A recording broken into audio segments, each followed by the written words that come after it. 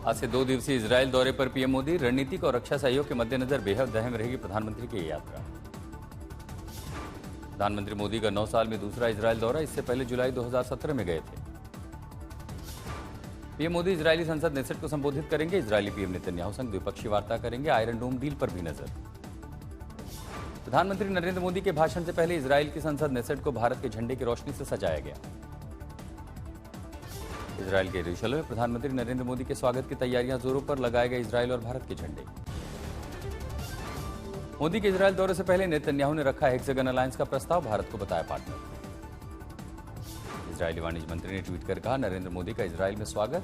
पीयूष गोयल के नेतृत्व में फ्री ट्रेड एग्रीमेंट पर भी वार्ता शुरू। इजरायल में विपक्ष के नेता यापर लैपिड ने पीएम मोदी को इजरायल का सच्चा मित्र बताया। मोदी से इजरायल यात्रा रद्द करने की अपील। बरेली के मौलाना शहाबुद्दीन रजवी ने लिखा पत्र, गाजा पर इजरायल हमले का दिया हवाला। मौलाना ने कहा, पीएम की छवि साफ सुथरी है, ऐसे में नेतन्याहू से मिलने पर इमेज पर पड़ सकता है बुरा असर। भोपाल में किसान महाचौपाल के मंच से नेता विपक्ष राहुल गांधी ने मोदी सरकार को घेरा। अमेरिकी ट्रेड डील, चीन सीमा विवाद और कॉर्पोरेट संबंधों को लेकर लगाए गंभीर आरोप।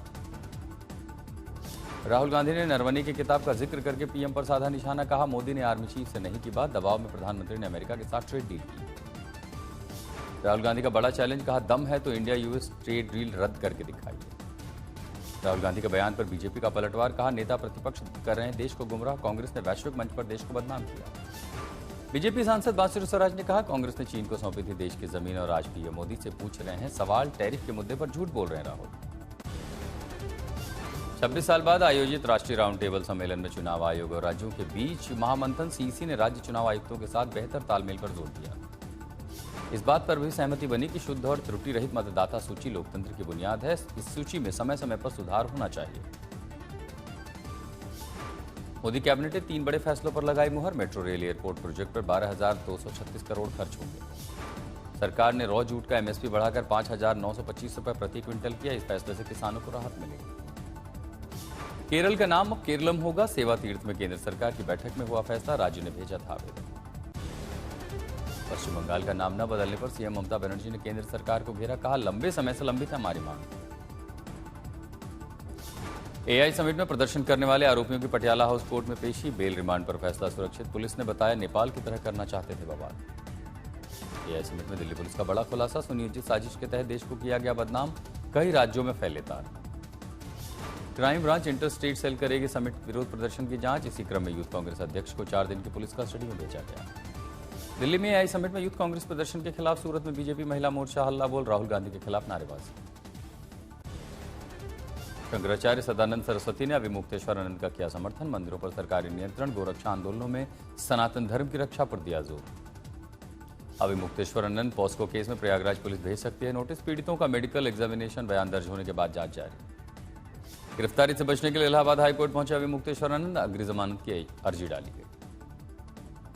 यौन शोषण मामले में दोनों नाबालिगों ने पुलिस के सामने कबूली बात। बयानों की पूरी वीडियो रिकॉर्डिंग मौजूद। शंकराचार्य के समर्थन में खुलकर आए अखिलेश। नारा दिया, बीजेपी हटाओ सनातन बचाओ। आज से 3 दिवसीय बिहार दौरे पर अमित शाह। पूर्णिया, किशनगंज, भारत नेपाल सीमा पर सुरक्षा और विकास के कार्यों की करेंगे समीक्षा। अमित शाह सीमांचल जिलों के अधिकारियों के साथ बैठक करेंगे। घुसपैठ के मुद्दे पर विशेष ध्यान होगा। राज्यसभा चुनाव से पहले एआईएमआईएम पार्टी के प्रदेश अध्यक्ष अख्तरुल ईमान ने आरजेडी को दी चेतावनी। कहा, 2030 तक कोई गठबंधन नहीं तो कोई राज्यसभा एमपी नहीं। एआईएमआईएम ने राज्यसभा चुनाव के लिए अपना उम्मीदवार उतारने का किया फैसला। आरजेडी विधायक भाई वीरेंद्र ने हिना शाहब को उम्मीदवार बनाने का दिया सुझाव। बिहार विधानसभा में चौकीदारों के मार्च पर लाठीचार्ज की घटना को लेकर भारी हंगामा। डिप्टी सीएम सम्राट चौधरी ने कहा, सबका इलाज होगा। बिहार के केंद्रीय मंत्री विजय चौधरी ने शराबबंदी समीक्षा की मांग खारिज की। कहा, राजस्व घाटे के बावजूद सामाजिक हित प्राथमिकता थी। गिरिराज सिंह ने राहुल गांधी पर अफवाह फैलाकर देश को बदनाम करने की कोशिश का आरोप लगाया। कहा, राहुल गांधी पर बोलना समय की बर्बादी।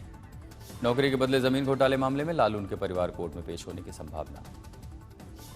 IDFC first bank fraud case में नया मोड़। हरियाणा सरकार के खाते से वापस आई 556 करोड़ रुपए की राशि। सीएम नायब सैनी ने दी जानकारी। छत्तीसगढ़ बजट सत्र। वित्त मंत्री ओपी चौधरी ने पेश किया 1,72,000 करोड़ रुपए का बजट। सीएम योगी आदित्यनाथ आज से 2 दिवसीय जापान दौरे पर। सिंगापुर दौरा पूरा करने के बाद रवाना हुए। सिंगापुर के उप प्रधानमंत्री और गृह मंत्री से मिले सीएम योगी। $1 ट्रिलियन अर्थव्यवस्था के लक्ष्य के लिए निवेश का आमंत्रण दिया। योगी के सिंगापुर दौरे के दौरान करीब 60,000 करोड़ रुपए के एमओयू साइन किए गए। इससे यूपी में निवेश, उद्योग और रोजगार के नए अवसर बढ़ने की उम्मीद है। पश्चिम बंगाल विधानसभा चुनाव के लिए बीजेपी की परिवर्तन यात्रा 1 मार्च से शुरू। बीजेपी के दिग्गज नेता यात्रा का शुभारंभ दक्षिण 24 परगना से करेंगे। गृहमंत्री अमित शाह, नितिन नवीन, जेपी नड्डा, फडणवीस समेत कई बड़े नेता शामिल होंगे। राजनाथ सिंह 2 मार्च को यात्रा शुरू करेंगे।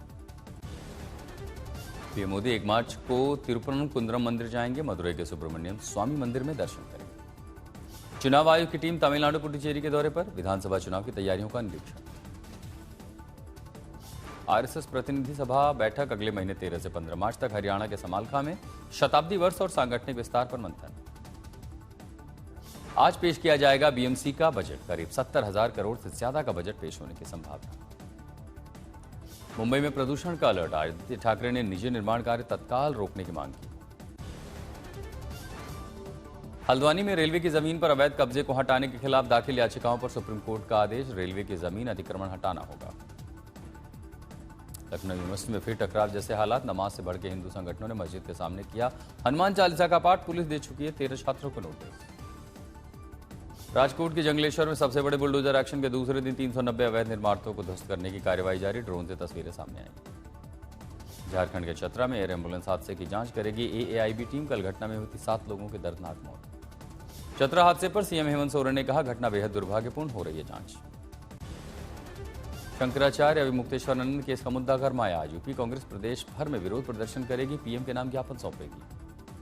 कांग्रेस ने शंकराचार्य और अन्य के विरुद्ध दर्ज एफआईआर की निष्पक्ष पारदर्शी जांच की मांग की है। गोंडा में बिसोही पुल निर्माण के लिए छात्र पंचायत का 17वें दिन आंदोलन जारी। छात्रों ने जल सत्याग्रह प्रदर्शन किया। प्रशासन के 10 से 15 दिन में पुल निर्माण के आश्वासन पर 2 महीने के लिए आंदोलन स्थगित किया गया था। भारत और जापान की 7वीं धर्मा गार्डियन सैन्य अभ्यास शुरू। 24 फरवरी से 9 मार्च तक उत्तराखंड के चौबटिया में चलेगा अभ्यास।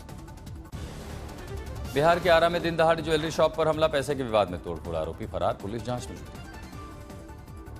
गोवा में तेज रफ्तार थार और कार की भीषण टक्कर। 65 साल के बुजुर्ग की मौत, 5 महीने का मासूम बाल बचा। दिल्ली में लॉरेंस बिश्नोई गैंग के वकील पर आईएसबीटी के पास कार पर फायरिंग, 4 राउंड गोलियां दागी।